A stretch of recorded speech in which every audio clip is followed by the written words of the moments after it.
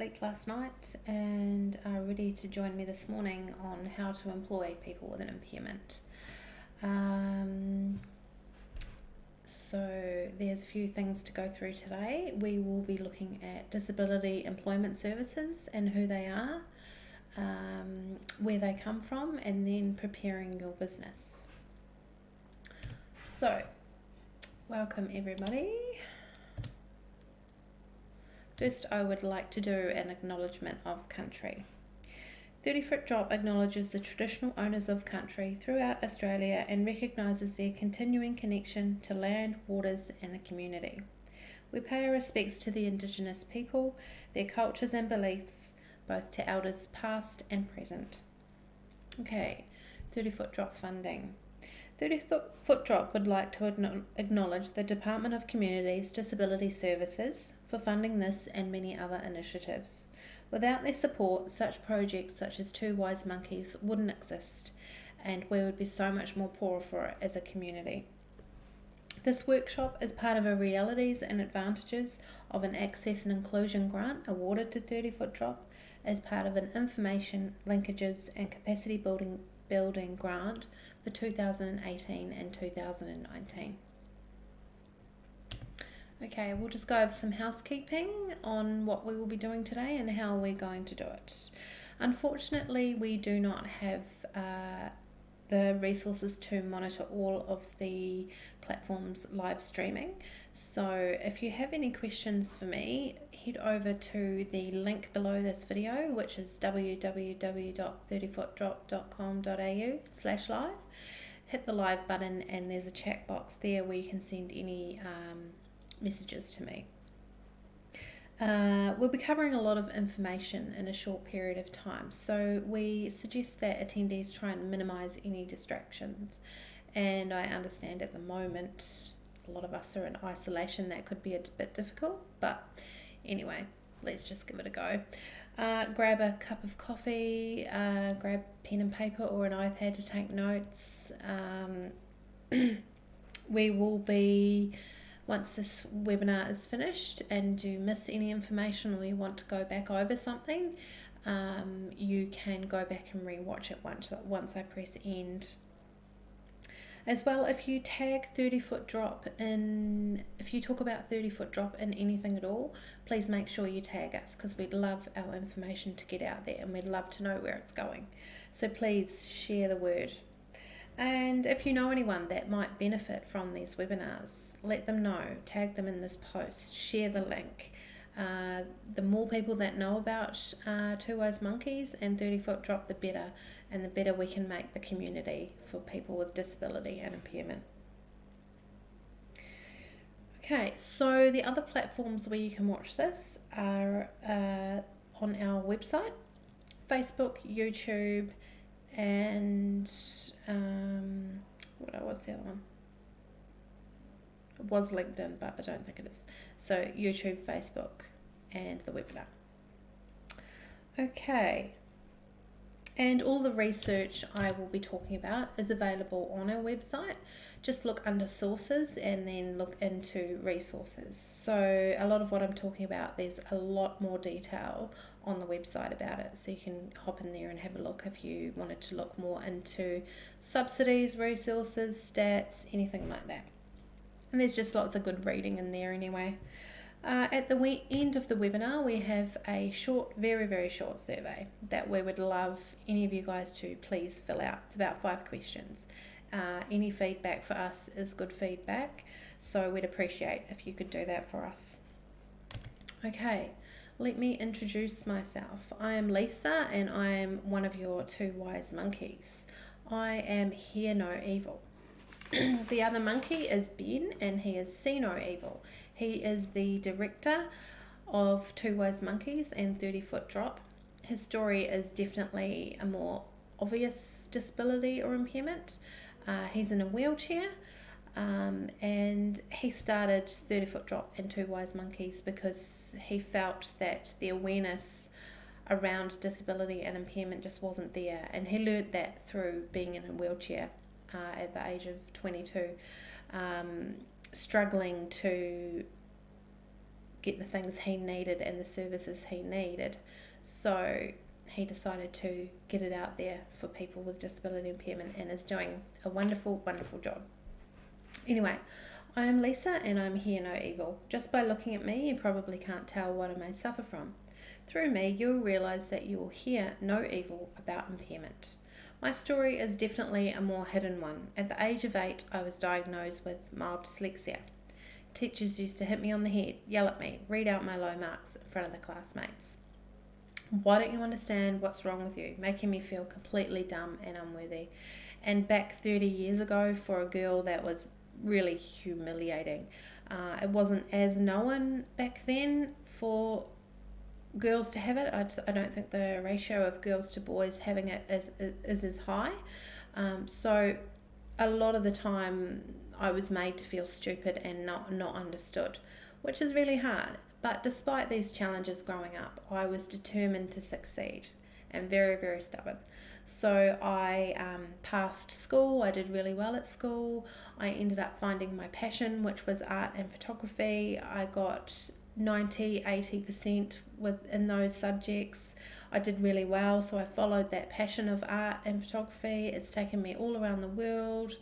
I've got multiple diplomas in the arts, picture framing, guild commended field, where I can work with museum grade artwork. I also paint and have my own photography business. So don't let a learning disability or a disability or impairment hold you back. It's just makes you stronger, and I hope that by watching these webinars with us you will start to feel stronger with your disability and impairment. Okay, but isn't there supposed to be 3 wise monkeys? Where is Speak No Evil? Who is Speak No Evil?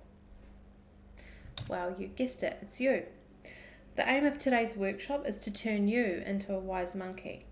You'll begin on a journey of realising that, impairment or not, we are all human and deserve to be treated and acknowledged as the same way as anyone else in the community. Such an important, strong message. There's no reason why someone with a disability or impairment should be treated any different to anyone else. But unfortunately, they are, and we're here to change that. Okay, outline and method. How are we going to get you started on the path of a wise monkey? Well, there's a lot to learn about people with impairment and how to employ these amazing people in your business. First up, we'll look into the disability employment service providers. What are they and how they can help your business? After that, we'll go through 5 tips on how to prepare your business to employ someone with a disability or impairment. To finish up, we'll have an open forum session where you can ask any questions at the end, but you can also ask anything along the way, and none are off limits. It doesn't have to be about what we're talking about today. It can be something that you want to share about disability or impairment, anything you like. So how are we going to cover all this, and what will our teaching method be? The answer is fun, open and honest discussion.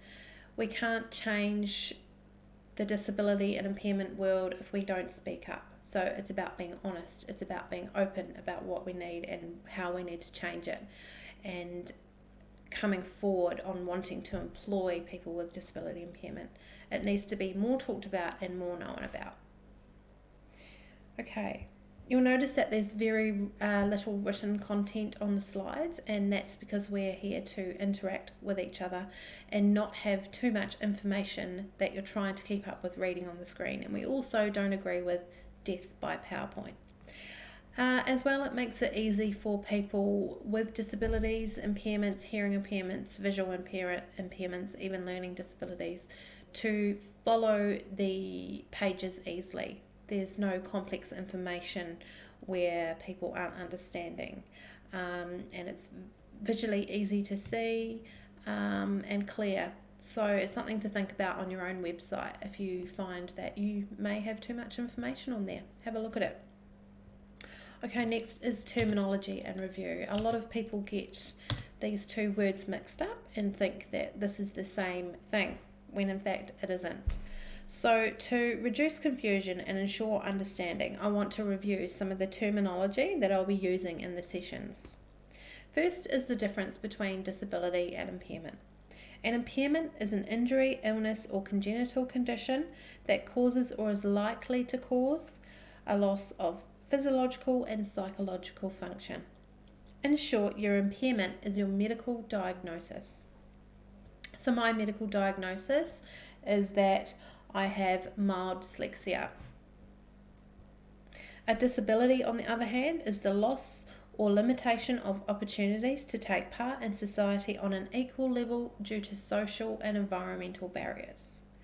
It is, as the word implies, something that makes you unable to access or participate in something. So for me, an example of that would be that too much wording, complex information, or stylized script can sometimes make it hard for people, or harder for people with a learning disability or dyslexia, which means it's hard for us to get the right information that we need to use your service.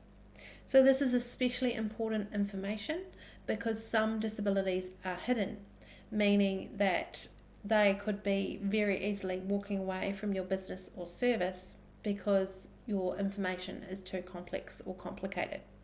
So another thing to look into on your website or even your signage out front. But we go over a little more on that on Thursday in webinar 5. Okay, the next is the difference between access and inclusion. And once again, often this is referred to as one word, whereas it's not. Access refers to the removal or reduction of physical barriers to participate in activities and functions of a community. At its core, access focuses a lot on the physical world around us and can be assessed with a checklist. Inclusion, on the other hand, is very different. Inclusion is more of a psychological state of being and is the process hereby every person, irrespective of their age, disability, gender, religion, sexual preference, or nationality, who wishes to, can fully participate in any aspects of an activity or service in the same way as any other member in the community. Inclusion is making sure that everyone can take part. Everyone is welcome, no matter your age, your nationality, or your sexual preference. You need to make it known in your business that everyone is included. And if you aren't making it that everyone is included and you're segregating it, then you're losing business. And people with disability and impairment want to be just as part of your business as anyone else. So hopefully the terminology and review makes sense to everyone. If there's any questions, please jump into the chat box on our website, which is www.30footdrop.com.au. Hit the live button and send any messages or questions or feedback that you want to give us. Okay, next we will move into disability services and what are they. Disability employment services help people with a disability or impairment find work and keep a job. Providers of disability employment services are called DES providers for short. Through DES providers, people with a disability, injury or health condition may be able to receive assistance to prepare for, find and keep a job. How awesome is it that these people are out there for people with a disability or impairment? And who here listening didn't even know about these? DES providers are a mix of large, medium and small for-profit and non-for-profit organisations that are experienced in supporting people with a disability, as well as aiding employers to put in place practices that support the employee in the workplace. So if you're having trouble finding a job, please contact your local DES provider or have a look on our website for more information. The information is under resources. Okay, I know in this present time, finding a job and all of that kind of stuff is pretty non-existent right now, but these are all things that you as a business owner or you as a person wanting a job once this health crisis is over, You now know what you need to do once it's over. If you didn't know about the DES providers, or you as an employer wanted to get on board and start employing people with a disability impairment, start watching these webinars and put the steps in place to be able to do that once this is all over. Okay, so how are DES providers funded? They are funded by the government. Providers receive payments for helping participants find and maintain work. Payments are structured so providers earn more funding when they place more people into lasting employment. This acts as a great incentive because it makes sure that the best possible matches are made. So the DES providers are given more funding when they give more people with disability impairment jobs, and jobs that last for a long time. So it's not a waste of time. These people aren't going to throw just any person at your business. They'll find the right person for the job in order for you both to get paid.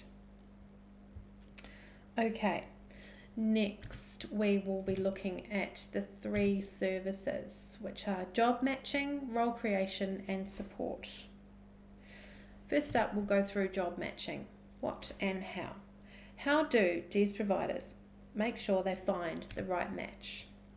It's all about understanding both parties. The DES provider is the link between the two, so the candidate and the business. The DES provider will help find the job seekers, and they will look at the DES provider's career history they will look at the candidate's career history and aspirations. They will help to understand their barriers and work with those. They'll work with the employee by exploring their qualities and capabilities. They will also help get the candidate job ready through work experience, training, volunteering, making sure the candidate is as job ready as they possibly can be. Okay, let's look into the business. You as a business owner. The DES provider will help you understand the DES provider will help the employee and the employer understand the new employer's business needs, describe and discuss business dynamics, and create a suitable role. Once the employer and the employee fully understand both sides, they then match the employee with a job that matches both parties' needs.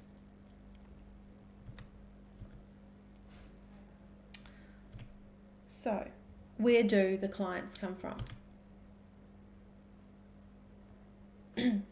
DES providers are not forced into employment. DES candidates are not forced into employment. In saying this, you haven't got someone that doesn't want to be there. They've already actively started looking for work with their local DES provider. And they come to the DES providers in a number of ways.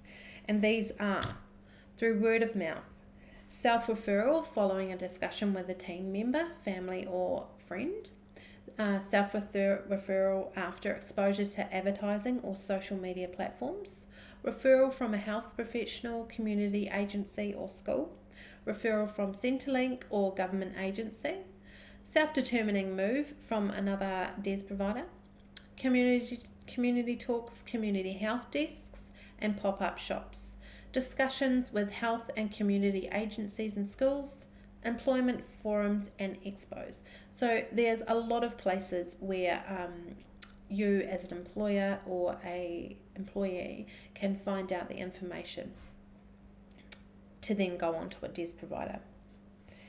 Okay, let's look now at role creation and job carving. This is about improving your business efficiency, finding tasks that can be done by people less qualified and cheaper, allowing for more qualified people to continue with their job and making profit. So I'm going to give an example of what role creation or job carving is. So there are 4 mechanics working in a workshop. They spend the last 30 minutes of each day cleaning up the workshop. During this time, they are not creating profit, not working on the cars, not working on the machines, costing a total of 2 hours' wages.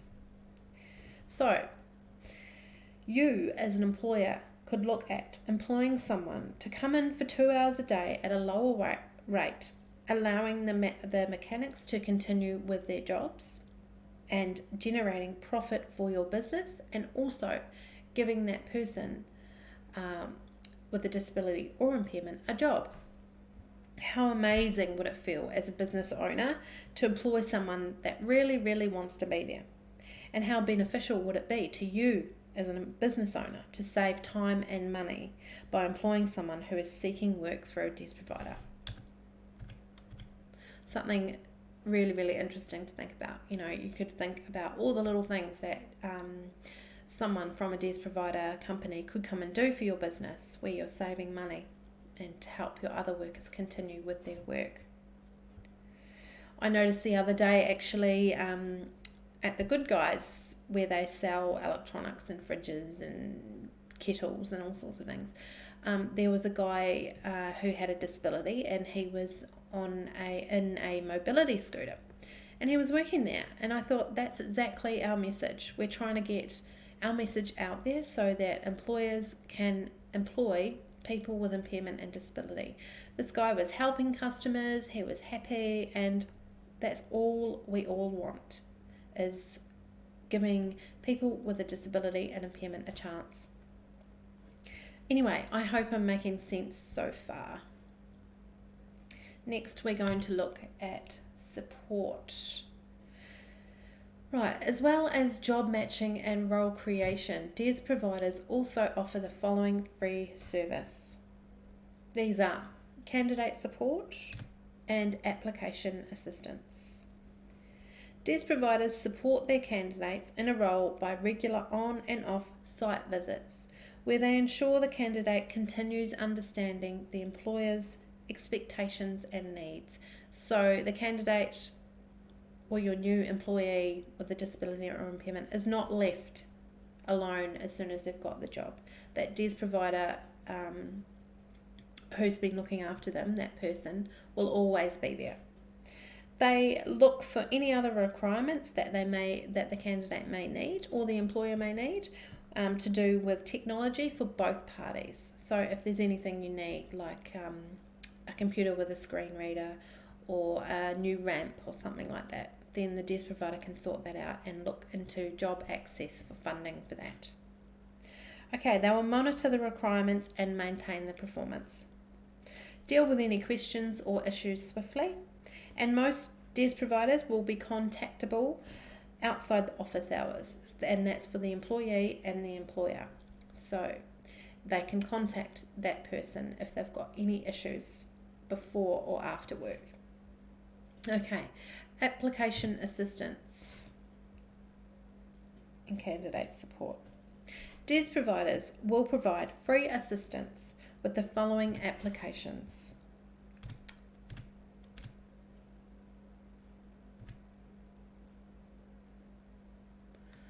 Where am I? A bit lost. Hang on a minute. Support application. Candidate support. DES providers.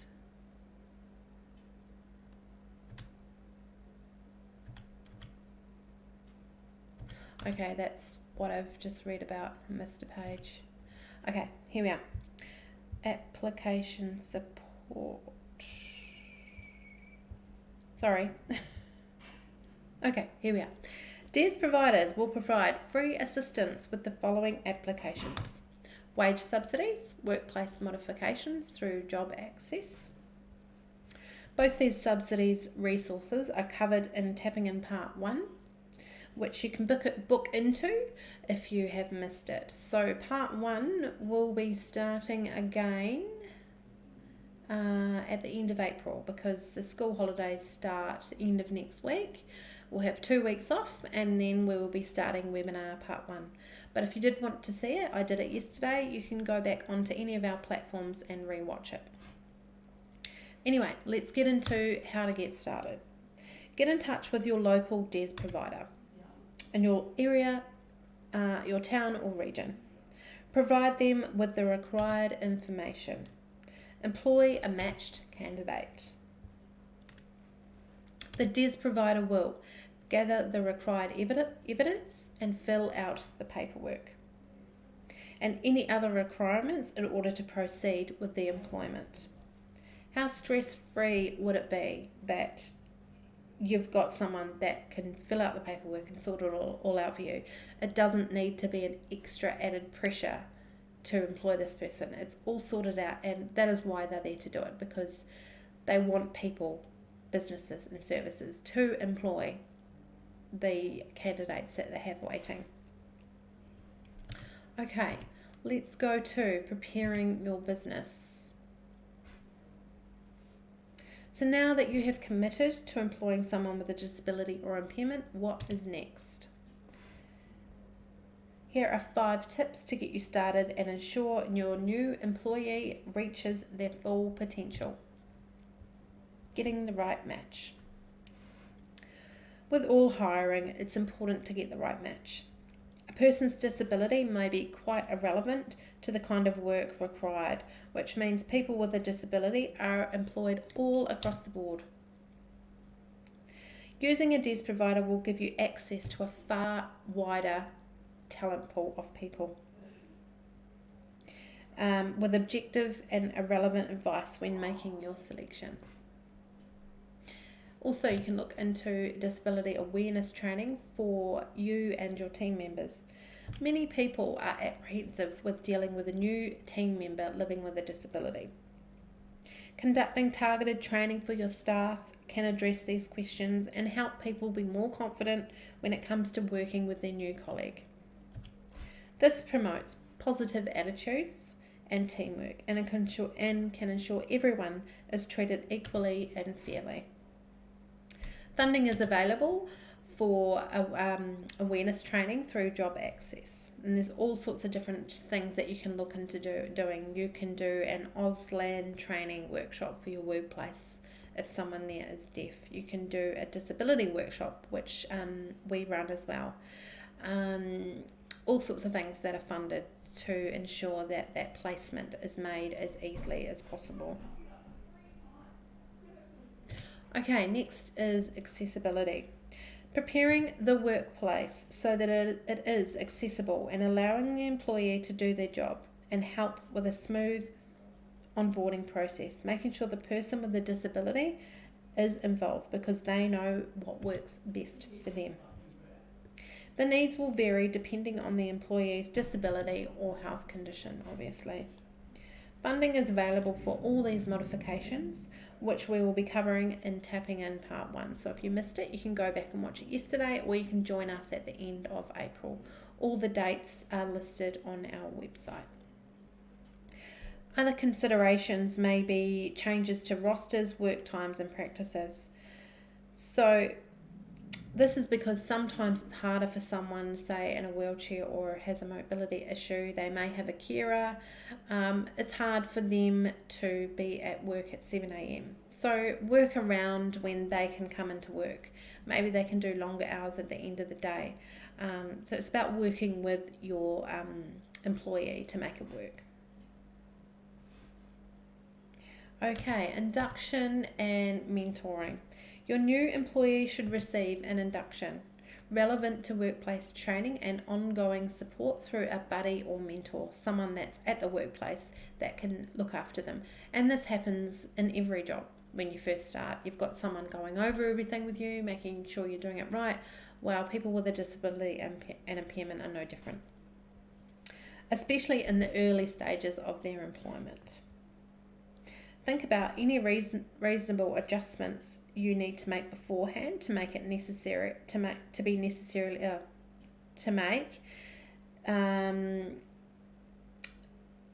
the induction process and intake more mutually rewarding as possible. So try and make it as easy as possible for both parties. So post-placement consultant. If your new employee is connected with a DES provider, then they will have a consultant allocated to provide post-placement support free of charge.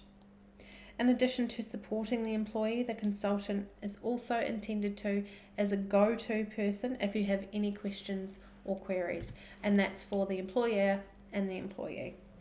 Use the consultant as a free resource to you and your team to ensure things run as smoothly as possible in the first few months of the role. The DES providers want to make the placement work and be as successful as possible. So that just shows you're not left alone. They are with your employee and you for as long as the employee is with you. And they will do their best to sort anything you need out, whether it's modifications, whether it's explaining something to the employee, any kind of support you need, they are there, and that's what you're both getting paid for, is to make it work, offer people with disability impairment jobs. And that is our aim of today's workshop, getting you guys to open up and think about employing someone with a disability or impairment in your workplace. Okay, that might not happen today or tomorrow, but it's something to think about in the future when we've all come out of this hibernation mode. Yeah. Anyway, that is a wrap for today. I will be doing this workshop again tonight, so if you missed anything or you know anyone that you think could benefit from this, please send them over to me tonight. We will be starting at 6 o'clock. But now, if you have any questions, please send them in to me. I'm going to hit the questions button and I'll be back in 5 minutes. If you do have to go, that's totally fine. You may have some homeschooling to do or want to go and have some lunch or something. We can catch up another time. Please join me tomorrow for tapping in part 3 if you're going to leave now. If not, jump on and ask me any questions. Thank you so much for joining me today, those that have to go. Stay well and try and stay as positive as possible. Right, I'll be back in 5 minutes to answer any questions.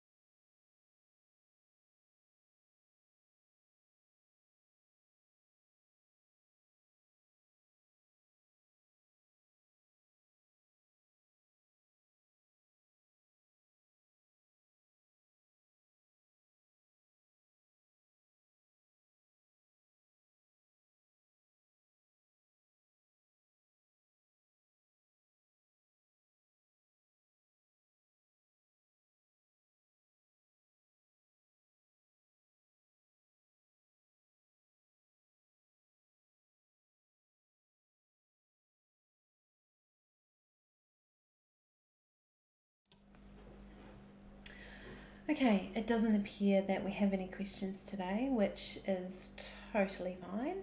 I will let you guys get back to doing whatever it was you were doing, gardening, painting, doing things that you've been putting off for years. Um, Now's the time to do it and change a few things in this world so that when we come out of this, we're different but better people.